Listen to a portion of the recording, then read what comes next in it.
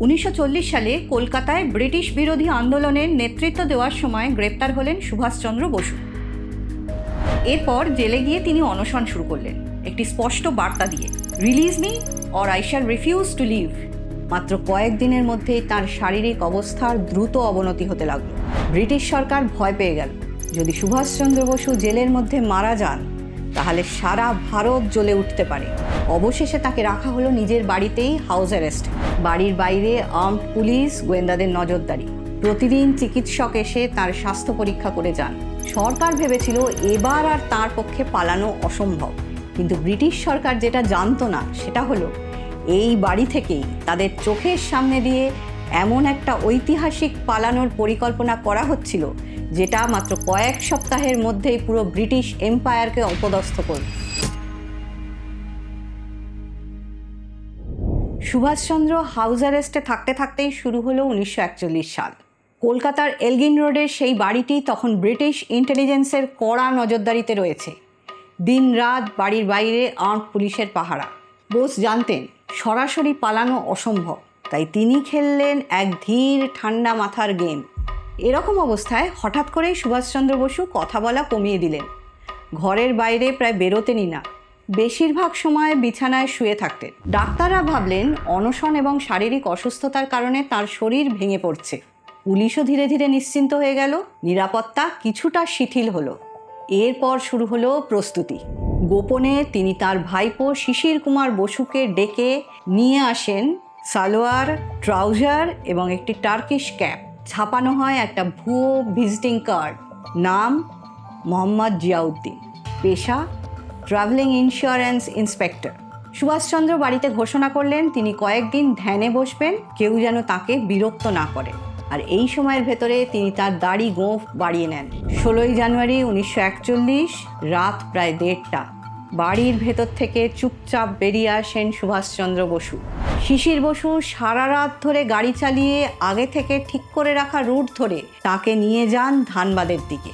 এক রাত সেখানে কাটিয়ে গোমো স্টেশন থেকে কালকা মেল ধরে সুভাষচন্দ্র পৌঁছন দিল্লি। তারপর সেখান থেকে ফ্রন্টিয়ার মেল ধরে তিনি চলে যান পেশোয়ার।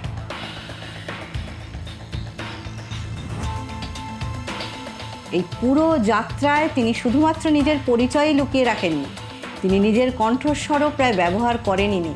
আর এদিকে কলকাতায় তার ঘরে প্রতিদিন খাবার দেওয়া হচ্ছিল, আর তার ভাইপোরা চুপচাপ সেই খাবার খেয়েও নিচ্ছিলেন, যাতে মনে হয় তিনি ঘরের ভেতরেই আছেন। এমনকি তার নিজের মাও জানতেন না যে তার ছেলে পালিয়ে গেছেন। 12 দিন পর যখন তার আদালতে হাজিরা দেওয়ার কথা, সেই সময় ব্রিটিশ সরকার প্রথমবার জানতে পারল তাদের সবচেয়ে গুরুত্বপূর্ণ বন্দী পালিয়ে গেছে। খবর মুহূর্তের মধ্যে সংবাদপত্রে ছড়িয়ে পড়ল। তারপর রয়টারের মাধ্যমে সারা পৃথিবী জানতে পারল সেই খবর। ব্রিটিশ এম্পায়ার অপমানিত হলো। আর এখান থেকেই শুরু হলো ব্রিটিশ সরকারের বিরুদ্ধে সুভাষচন্দ্র বসুর আন্তর্জাতিক যুদ্ধ। পেশোয়ারে পৌঁছে সুভাষচন্দ্র বসু আবার তাঁর ছদ্মবেশ বদলান।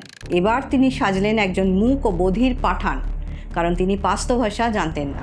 তারপর গাইড ভগৎ রাম তলোয়ারের সঙ্গে সীমান্ত পার করে তিনি পৌঁছে যান আফগানিস্তানে। কভার স্টোরি ছিল ভগৎ রাম প্রার্থনা করতে যাচ্ছেন যাতে তার এই বোবার সঙ্গীর কথা ফিরে আসে। এখানে একটা মজার বিষয় আছে, সুভাষচন্দ্রের গাইড ভগৎ রাম তলোয়ার ছিলেন একজন কোয়েন্টেবল এজেন্ট, যার কোড নেম ছিল সিলভার। তিনি একসাথে 5টা দেশের হয়ে গুপ্তচর বৃত্তি করতেন, ব্রিটিশ, জার্মান, ইটালি, জাপানিজ এবং সোভিয়েত। আর রিপোর্ট করতেন একজন ব্রিটিশ অফিসারকে, যিনি ছিলেন জেমস বন্ডের স্রষ্টা ইয়ান ফ্লেমিংয়ের নিজের ভাই। মাত্র 15 দিনে সুভাষচন্দ্র বোস কাবুলে পৌঁছন। কাবুলে পৌঁছে তিনি প্রথম সোভিয়েত এম্বাসিতে যোগাযোগ করেন সাহায্য চেয়ে, কিন্তু সোভিয়েতরা তাকে ব্রিটিশ এজেন্ট মনে করে ফিরিয়ে দেয়। এরপর তিনি যোগাযোগ করেন জার্মানদের সঙ্গে। কিছুদিন লুকিয়ে থাকার পর তাকে দেওয়া হয় নতুন ইটালিয়ান পরিচয়, অরল্যান্ডো মাজ্জোত্তা। এই সময় ব্রিটিশ ইন্টেলিজেন্স একটা ইটালিয়ান ডিপ্লোম্যাটিক মেসেজ ইন্টারসেপ্ট করে জানতে পারে বোস কাবুলে লুকিয়ে আছেন এবং তিনি জার্মানি যাওয়ার পরিকল্পনা করছেন। 7ই মার্চ 1941 বিশ্বের সমস্ত ব্রিটিশ এজেন্টের কাছে সুভাষচন্দ্রকে দেখা মাত্র গুলি করার নির্দেশ পৌঁছে যায়, শুট অ্যাট সাইট, কিন্তু কোনো ব্রিটিশ এজেন্ট তাকে ধরতে পারে না। কাবুল থেকে তিনি মস্কো পৌঁছন এবং তারপর সেখান থেকে ট্রেনে বার্লিন।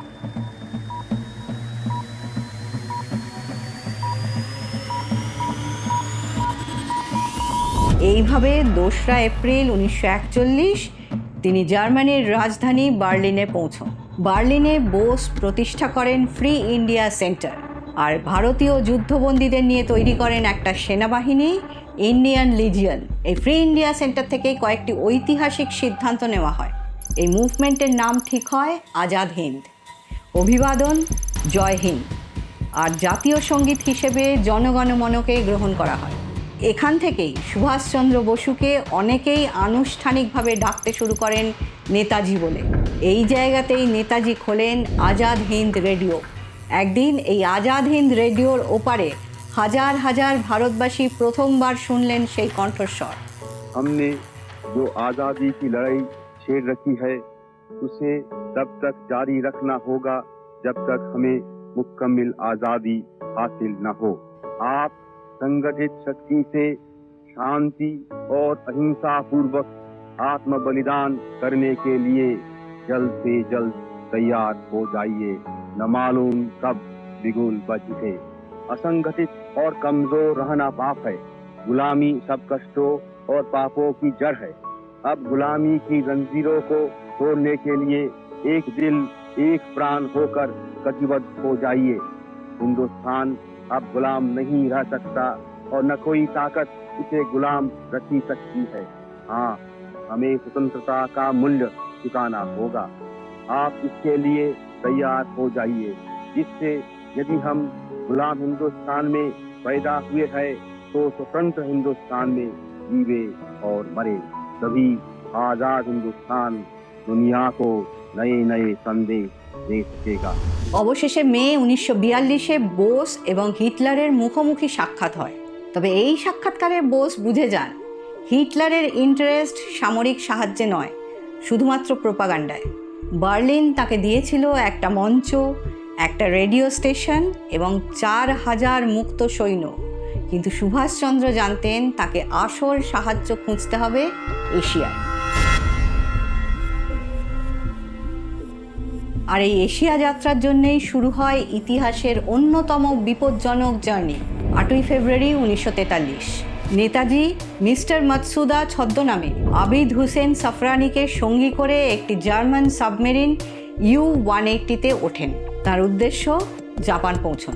প্রায় 2.5 মাস ধরে ব্রিটিশ নেভাল পেট্রোলে ভরা সমুদ্রপথ পেরিয়ে আফ্রিকা ঘুরে অবশেষে তারা পৌঁছন ম্যাডাগাস্কারের সীমানায়। সেখানে অপেক্ষা করছিল একটি জাপানিজ সাবমেরিন, কিন্তু সমুদ্র এতটাই উত্তাল ছিল যে দুটো সাবমেরিনকে কাছাকাছি আনাই যাচ্ছিল না।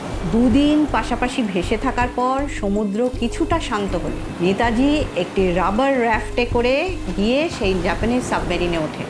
তিনিই ছিলেন প্রথম ভারতীয় যিনি সাবমেরিনে ভ্রমণ করেছিলেন। আর এই যাত্রায় গোটা ওয়ার্ল্ড ওয়ার 2-তে 2টি ভিন্ন দেশের নৌবাহিনীর সাবমেরিনে একমাত্র সিভিলিয়ান ট্রান্সফার। জাপানে পৌঁছে নেতাজি দায়িত্ব নেন ইন্ডিয়ান ন্যাশনাল আর্মি বা INA-র। যদিও এই সেনাবাহিনী তার আগমনের আগেই ভারতীয় যুদ্ধবন্দীদের নিয়ে গঠিত হয়ে গিয়েছিল। দায়িত্ব নিয়েই তিনি বদলে ফেলেন সব কিছু। শুধু যুদ্ধবন্দী নয়, ভারতীয় নাগরিকদেরও তিনি এই সেনাবাহিনীতে যোগ দেবার জন্য আহ্বান জানান। গঠন করেন নারীদের নিয়ে তৈরি প্রথম সামরিক বাহিনী রানী অফ ঝাঁসি রেজিমেন্ট, যার নেতৃত্বে ছিলেন ক্যাপ্টেন লক্ষ্মী স্বামীনাথন। 21শে অক্টোবর 1943 নেতাজি সিঙ্গাপুরে ঘোষণা করলেন provisional government of Azad Hind, যার ছিল নিজস্ব ব্যাংক, নিজস্ব কারেন্সি, নিজস্ব কোর্ট। আর হাজার হাজার মানুষের সামনে তিনি সেই ডাক দেন, চলো দিল্লি। दोस्तों, तारीख में आप देख लीजिए, जब ही कोई जंग शुरू होती है तो आम सिपाहियों के मुंह से एक नारा निकलता है। जब सन 39 से फ्रांस और जर्मनी के दरमियान लड़ाई छिड़ गई, उस पर जर्मन सिपाहियों के मुंह से ডিসেম্বর 1943-এ জাপান আন্দামান ও নিকোবরের নিয়ন্ত্রণ তার হাতে তুলে দেয়। এই প্রথমবার ভারতের কোনো অংশ ব্রিটিশ শাসন থেকে মুক্ত হয়। পোর্ট ব্লেয়ারে তেরঙ্গা তোলেন নেতাজি নিজে। এরপর মণিপুরের মৈরাঙে একদিন ওড়ে সেই তিরঙ্গা, ইতিহাসে প্রথমবার ভারতের মাটিতে। মনে হচ্ছিল স্বপ্ন সত্যি হতে চলেছে। কিন্তু ইম্ফল কোহিমার যুদ্ধক্ষেত্রে ভাগ্য বদলে যায়। বর্ষা আসে সময়ের আগেই, সমস্ত সাপ্লাই চেইন বন্ধ হয়ে যায়। অন্যদিকে প্যাসিফিক ওশানে জাপান বড় ধাক্কা খায়, আকাশপথে সাহায্য আসা বন্ধ হয়ে যায়। খাদ্য শেষ, সৈন্যরা শুধুমাত্র ঘাস আর বুনো ফুল খেয়ে বাঁচতে থাকে। জুলাই 1944-এ নেতাজি প্রকাশ্যে স্বীকার করেন এই ব্যর্থতা। আইএনএ পিছু হটে বার্মার দিকে, আর ঠিক এই মুহূর্তেই তিনি ইতিহাসের সেই বিখ্যাত ডাক দেন, তুম হামকো খুন দো, मैं तुम्हें আজাদি दूंगा। তোমরা আমাকে রক্ত দাও, আমি তোমাদের স্বাধীনতা দেব। এরপরেও নেতাজি হাল ছাড়েননি। তিনি আবার সিঙ্গাপুরে ফিরে যান এবং সেনা পুনর্গঠনের কাজে লেগে পড়েন। 15ই আগস্ট 1945 জাপান আত্মসমর্পণ করে, আর ঠিক তার পরের দিন নেতাজি সিঙ্গাপুর ত্যাগ করেন। আর তারপর 18ই আগস্ট দাইহোকুতে একটি বোমারু বিমানে ওঠেন টোকিওর উদ্দেশ্যে। কিন্তু টেক অফের পরেই ইঞ্জিনের সমস্যা দেখা দেয়, আর তারপর ঘটে সেই ঐতিহাসিক দুর্ঘটনা।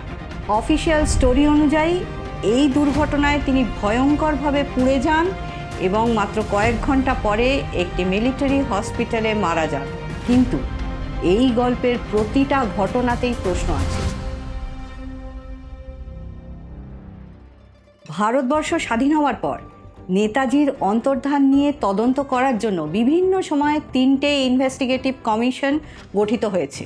প্রথম দুটো কমিশন শাহনওয়াজ কমিটি এবং খোসলা কমিশন প্লেন ক্র্যাশের থিওরিকেই সমর্থন করে। কিন্তু 1999 সালে গঠিত জাস্টিস মুখার্জি কমিশন দীর্ঘ তদন্তের পর সরাসরি বলে বোস প্লেন দুর্ঘটনায় মারা যাননি।